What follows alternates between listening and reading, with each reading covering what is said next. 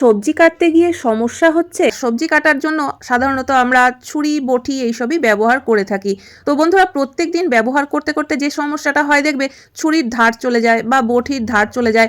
ছুরি বটিতে যদি ভালো ধার না থাকে, সবজি কাটতেও কিন্তু অনেক সময় লাগে বা খুব অসুবিধেও হয়। তো দেখতেই পাচ্ছ, বটি যেহেতু আজকাল আমরা খুব বেশি একটা ব্যবহার করি না, বটিতে কিন্তু অনেকটাই জং ধরে গেছে। তো আমরা এই পদ্ধতিতে যদি কাজটা করে নিই, তাহলে কিন্তু জংও ছাড়িয়ে ফেলতে পারবো খুব সহজেই, আর ধার করাও হয়ে যাবে। তো তার জন্য এখানে আমি নিয়ে নিয়েছি একটা তালা। তোমরা নতুন তালা হোক বা পুরনো তালা হোক, যে কোনো একটা তালা নিয়ে নিতে পারো। আর প্রয়োজন যেটা, এখানে আমাদের প্রয়োজন স্যান্ড পেপার।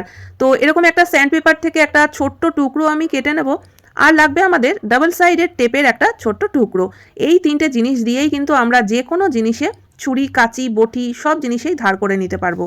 ডাবল সাইডের টেপের টুকরোটা আমি তালার পেছনে লাগিয়ে দিলাম, আর উপরের যে স্টিকারটা থাকে সেটাকে তুলে দিয়ে সেখানটায় আমি এই স্যান্ড পেপারের টুকরোটাকে আটকে দিলাম। এবার এই তালাটা দিয়ে যদি আমরা এইভাবে করে একটু ছুরি বা বটির উপরে ঘষে নিই, তাহলে কিন্তু দেখবে বটিতে যতটা জং রয়েছে সব কিন্তু খুব সহজে উঠে যাবে।